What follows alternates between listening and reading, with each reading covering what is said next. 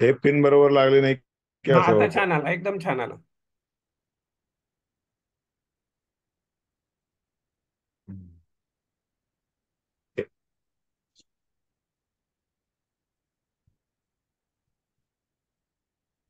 तर प्रपंच हा यदि विद्येत, प्रपंच जर आहे म्हणलं तर निवर्त येत ना संशय.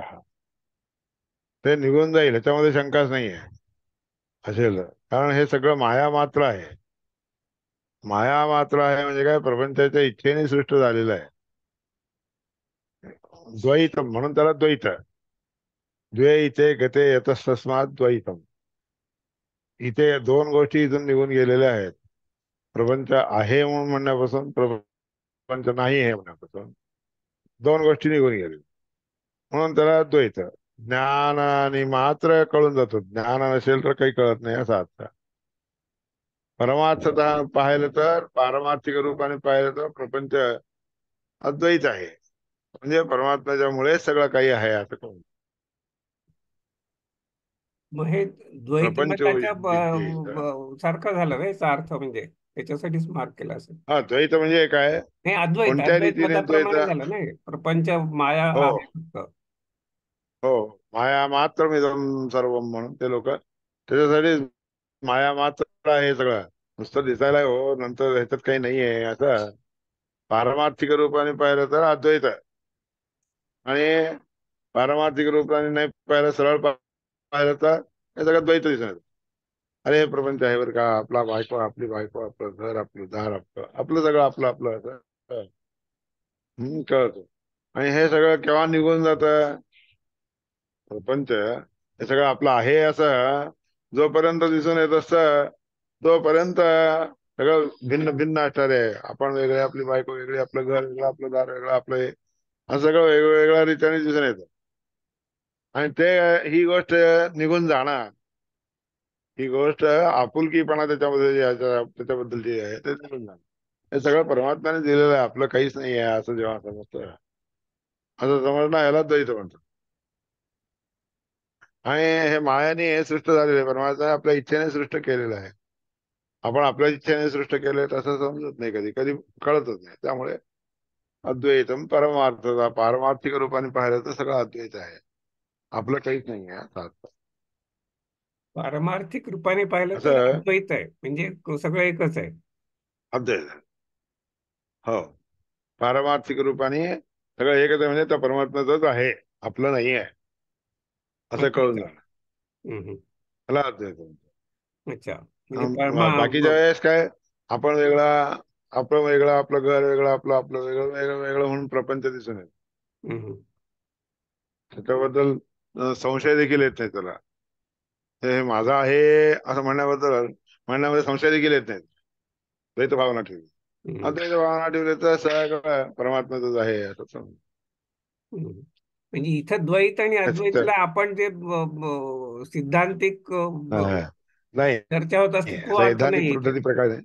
तो नाही, तो नाही. तो नाहीये इथे अर्थ. द्वैत म्हणजे काय, विभिन्न, विभिन्न, अच्छा. आपण वेगवेगळे. वेगळे, दुसरे वेगळे, हे भिन्न भिन्नता, सगळं हे परमार्थ आहे असं नाही. सगळं, हा, हा, हे सगळं आपल्याला कळून जातं द्वैत हम्म. भावाने. हम्म. द्वैत भावनाने असं कळतं ना, अद्वैत भावनेनं काय, हे सगळं आपलं काही नाहीच आहे, हो सगळं त्याचंच आहे असं हम्म. कळून जातं. हम्म.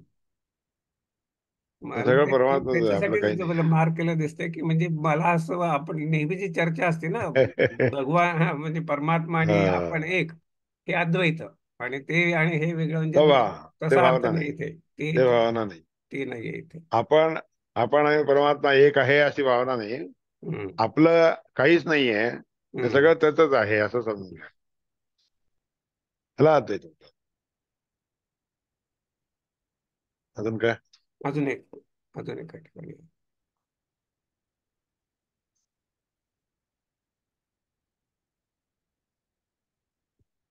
आता, हे दोन्हीच सांगा, मध्येच आहे ते. इथून इथपर्यंत मोठं करतो.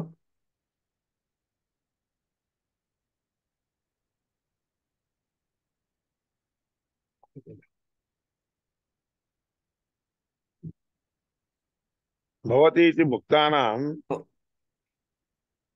हो ना. हो हो, मग इथूनच हेच. भवति इति मुक्तानाम पूर्ण दिसत नाही. नाही. हा, भवति इति. एक मिनिट करतो, एक मिनिट थांबा, मध्ये घेतो. आलं आलं. भवति इति मुक्तानामपि स्वरूपभूतः कामः प्रतीयते. भवति यम यमंतम अभिकामो भवति म्हणून आहे ना. जो जो आतमध्ये आपले कामना असतात ते सगळे विचारात येतात, ते सगळे मुक्त लोकांना देखील कामना असते. मग मुक्त लोकांना देखील कामना आहे म्हटल्यावर मग मुक्त लोक कसं म्हणतायत, रूपभूत कामना, तो ती जी कामना असते ती स्वरूपभूत असते, आपोआप येणारी कामना आहे. परमात्म्याने स्वतःने उत्पन्न केलेली कामना असते. प्रतीयते कामाः संकल्पः. तिथे कामाः म्हणजे ते कामाः, ते सगळे त्यांचे त्यांचे कामना पूर्ण केल्या जातात. जे त्यांच्या मनामध्ये जे जे संकल्प येतात ते सगळे परमात्मा पूर्ण करत असतो.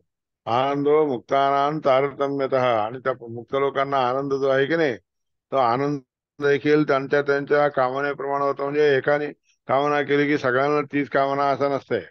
ज्यांची ज्यांची जी जी कामना असते ती परमात्माच त्यांना उत्पन्न करून देतो आणि त्याच्यापासून आनंद देत होतो. म्हणून त्या आनंदाच्या मध्ये देखील मुक्त झालेल्या लोकांना जो आनंद होत असतो त्याच्यामध्ये देखील तारतम्य भाव असतो. तरतम भाव, त्याला कमी त्याला जास्त ह्याच्याप्रमाणे असते. हा, हम्म. कश्चंदसाम वृषभः विश्वरूपः स्वरूपभूतः ते सर्वे निर्दोषाः गुणरूपकाः. स्वरूपतः सगळे निर्दुष्ट असतात, कोणतेही त्यांच्यामध्ये दोष राहत नाहीत. गुण किंवा रूपामुळे येणारे जे दोष असतात ना ते कोणतेही नसतात. हा, पण त्यांना आनंद मात्र होत असतो. तर सगळ्यांना एकासारखाच सगळ्यांना आनंद होतो असं समजून. ह्याचा आनंद एक प्रकारे असतो, तर दुसऱ्याचा आनंद अजून एक प्रकारचा असतो. म्हणून त्याच्यामध्ये तारतम्य भाव असतो, कमी जास्तपणा असतो. पण ते जे स्वरूप आनंद असतात ते स्वरूपभूत असतात. स्वरूपभूत स्वरूपभूत म्हणजे काय? त्यांचं त्यांच्या त्यांच्या त्यांच्या रूपाला अनुसरून, अच्छा त्यांचा अच्छा अच्छा स्वभाव अच्छा. स्वरूप कसा आहे त्याप्रमाणे, त्याप्रमाणे. त्यांच्या हिशोबाला अनुसरून. हम्म. म्हणजे मुक्त हा असलं तरी कामना असतात काही ना काही, त्याला काही हा, ते हरकत नाही. आम्हाला कामना असतात म्हणजे ते स्वतः करत नाही तो कामना.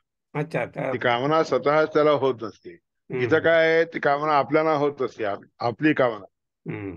तिथं तसं नाहीये. मुक्त झालेल्या लोकांना जी कामना होती यावी ना, हम्म. परमात्म्याच्या इच्छेनेच तशी कामना आहे ती. हम्म. हम्म. हम्म. परमात्माच तसली एक कामना त्यांना उत्पन्न करून देतो आणि त्याच्यापासून आनंद हम्म. आनंद देतो. हम्म. म्हणून परमात्मा सगळ्यांचा आनंद देत असतो, म्हणून सगळ्यांना एकच प्रकारचा आनंद देतो असा नाहीये. हम्म. हम्म. त्याच्यामध्ये देखील तारतम्य भाव आहे दाखवलं. अरे. ओम भेद प्रदेशाच्या म्हणून सूत्र देखील त्याला कारणच आहे. हम्म. सामान्य माणसांच्या मध्ये सुद्धा ईश्वरच सगळं करत असतो ना. असतो, पण ह्याची देखील इच्छा असते. त्याचं त्यांनी केलं, त्याच्यासाठी केलेलं काहीतरी कर्म असते. हा. त्यांनी काहीतरी कर्म केलेलं असतंय ना, त्या केलेल्या कर्माच्या बळाने त्याला तशी भावना उत्पन्न. तिथं तसं नाहीये, म्हणजे केलेलं कर्म वगैरे तिचा काही संबंध नाहीये म्हणजे ते मुक्तामध्ये. असामान्य आहेत, मुक्त आहेत, तरीही तसं हा होत. तर हा.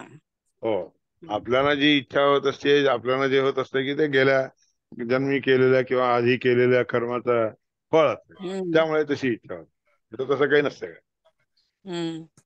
प्रपंच यदि विद्येत, प्रपंच जर आहे तर ते सगळं झालं की आता. हम्म.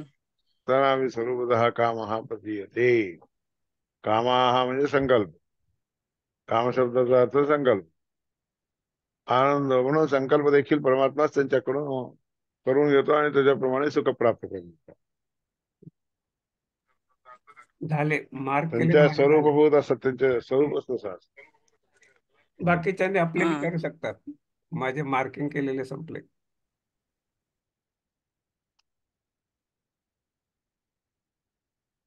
दुसऱ्याने कोणी तुझ्यासारखं मार्क केलं नाही. नाही, मला म्हणजे उघड आहे ना, मी त्याच वेळेस करतो. हा? मला त्यावेळेस समजलं, त्यावेळेस विचारणं बरोबर नाही ना, फ्लो मध्ये ब्रेक करायला.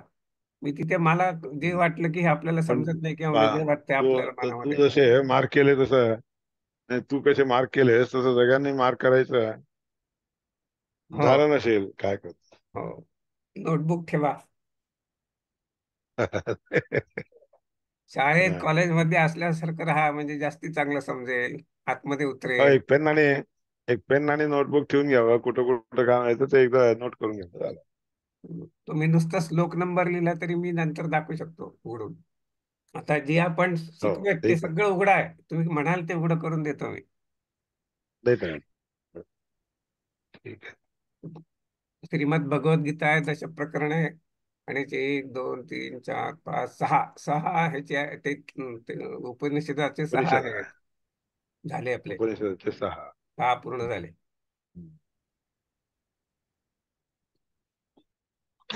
आता आणि काहीतरी होणार.